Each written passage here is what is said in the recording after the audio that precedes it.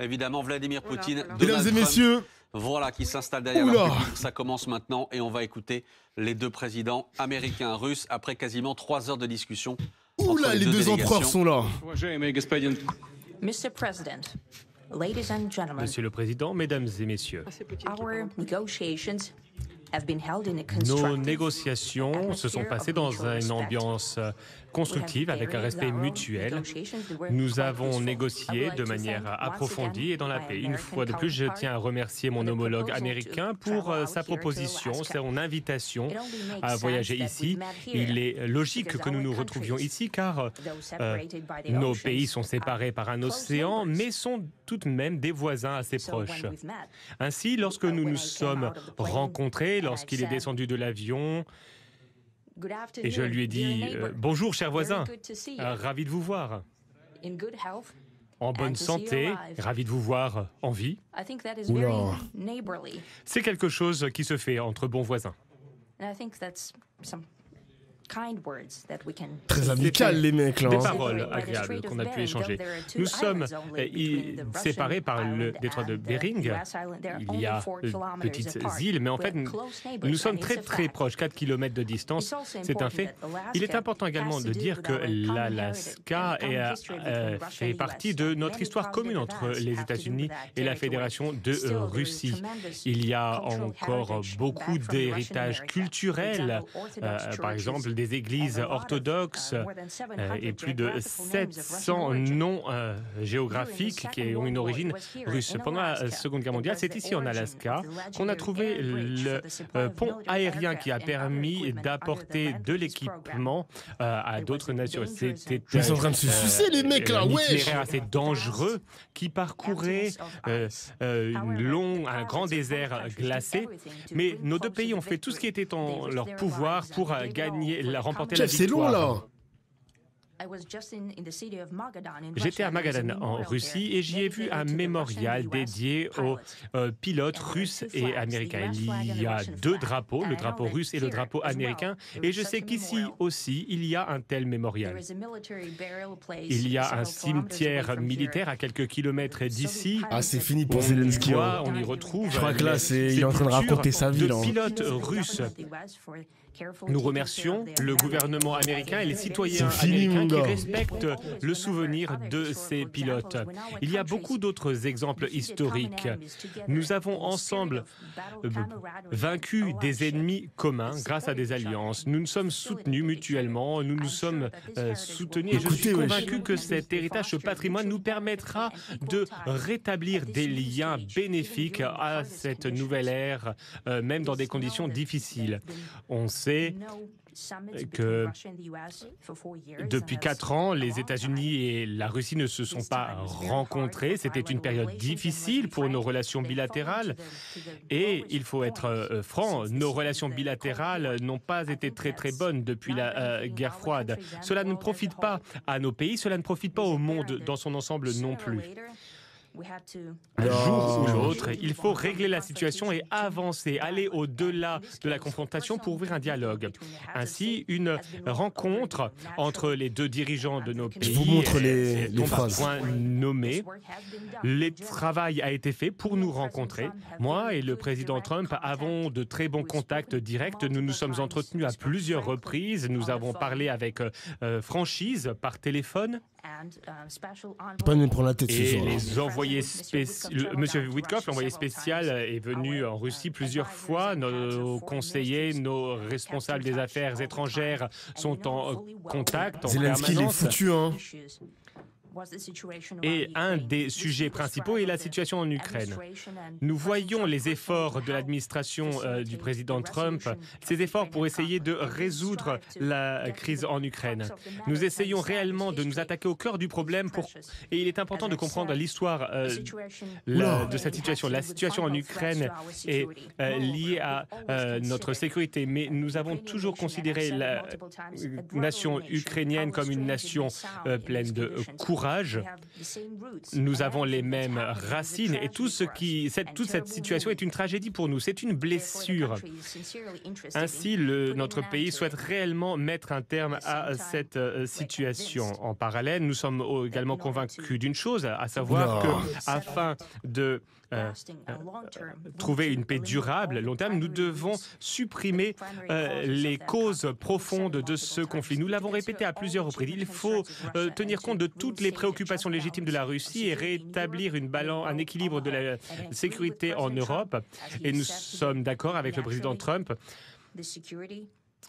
sur le fait que la sécurité de l'Ukraine doit être garantie également. Naturellement, nous sommes prêts à travailler en ce sens. J'espère que l'accord que nous avons à trouver ensemble nous rapprochera de cet objectif et ouvrira la voie à la paix en Ukraine. Nous pensons que Kiev et les capitales européennes apprécieront cet effort constructif et ne chercheront pas à utiliser des provocations pour miner les progrès qui ont été faits à ce jour. Il parle à Macron, là.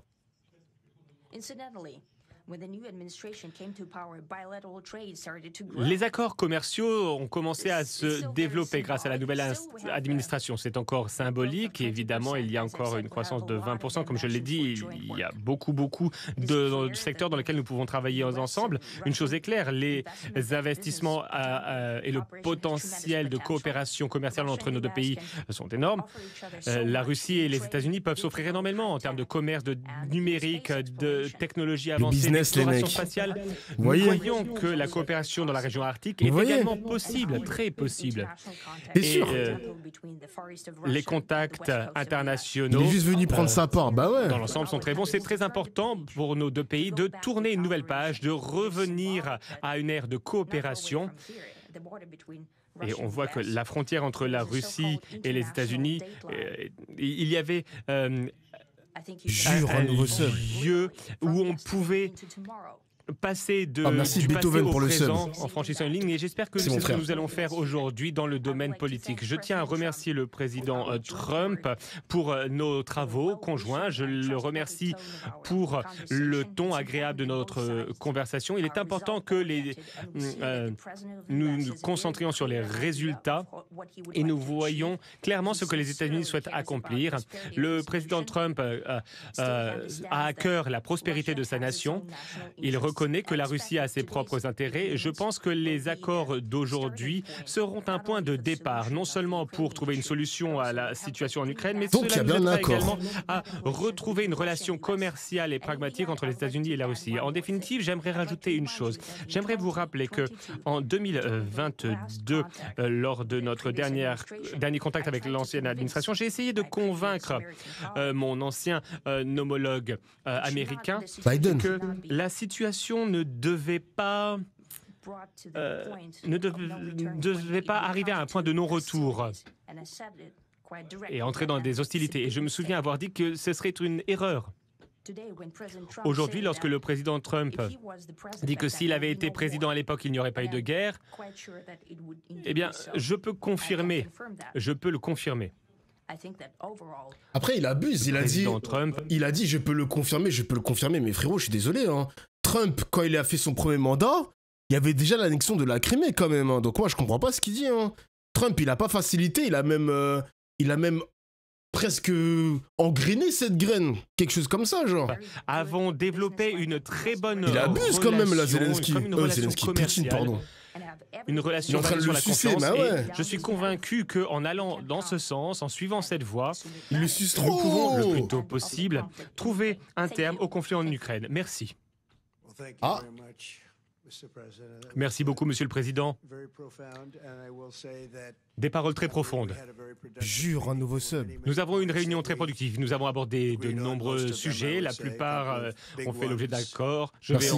Merci Marcus pour ça. Il y a certains points sur lesquels nous devons encore avancer, mais nous avons fait de grands progrès. Il n'y a pas d'accord jusqu'à ce qu'il y ait un accord. Je vais m'entretenir avec les représentants de l'OTAN dans un instant. Je vais appeler les différentes parties prenantes pertinentes. Je vais appeler le président Zelensky. Je vais lui faire un compte-rendu de cette rencontre. cours et il faudra que ces parties prenantes soient d'accord avec ce que Marco, Steve et certains talents de l'administration Trump ont développé. Scott, John, Radcliffe, merci beaucoup. Quoi qu'il en soit, nous avons de très bons leaders qui ont fait du très bon travail. Nous avons également accueilli des représentants du monde des affaires russes. Je sais que tout le monde veut travailler avec les États-Unis aujourd'hui. Nous sommes le meilleur pays du monde et nous avons hâte d'avancer dans ce sens. Nous avons hâte de tourner la page, de passer à autre chose. Nous avons réellement fait de très très bons progrès aujourd'hui. J'ai toujours eu une excellente relation avec le président Poutine, avec Vladimir. Nous avons eu plusieurs réunions difficiles, des réunions un petit peu perturbées par la fausse affaire du Russiagate, mais il a bien compris de quoi il s'agissait. J'imagine que dans le cadre de sa carrière, il a déjà vu ce genre de choses, il a tout vu. Donc il a fallu gérer cette fausse affaire, cette arnaque sur le Russiagate. Il savait que c'était une arnaque, que c'était des fausses informations, mais en tout cas, il y a beaucoup de choses que j'aimerais faire, que j'aurais aimé faire, mais nous allons avoir l'occasion d'avancer une fois que tout sera derrière nous. Pour être bref, je vais passer quelques coups de téléphone, je vais faire des comptes rendus, mais quoi qu'il en soit, cette réunion a été très productive. Beaucoup de points ont fait l'objet d'accords. Il y a certains points qui restent à régler. Le plus important doit encore faire l'objet de discussions. Quoi qu'il en soit, je tiens à remercier le président Poutine et toute son équipe. Je connais beaucoup de membres de son équipe. Il y a des visages familiers, il y a des visages que je vois très souvent dans les journaux. Vous êtes pratiquement aussi connu que votre patron. En particulier cette personne juste là. En tout cas, nous avons eu de bonnes réunions bien productives ces dernières années et nous espérons en avoir d'autres à l'avenir. La plus productive, c'est celle d'aujourd'hui. Nous évitons à des milliers de personnes de mourir chaque semaine. C'est ce que souhaite le président Poutine également. Une fois de plus, Monsieur le Président, je tiens à vous remercier une fois de plus et nous nous entretiendrons très prochainement et j'espère vous retrouver bientôt également. Merci beaucoup, Vladimir. Oui, la prochaine fois à Moscou. Une offre intéressante. On va un petit peu me critiquer pour ça peut-être, mais bon, ça pourrait se faire. Merci beaucoup en tout cas, Vladimir, et merci à toutes et à tous. Merci beaucoup. Y a pas de questions? Non, c'est pas sérieux. Mais quoi? On se fout de notre gueule?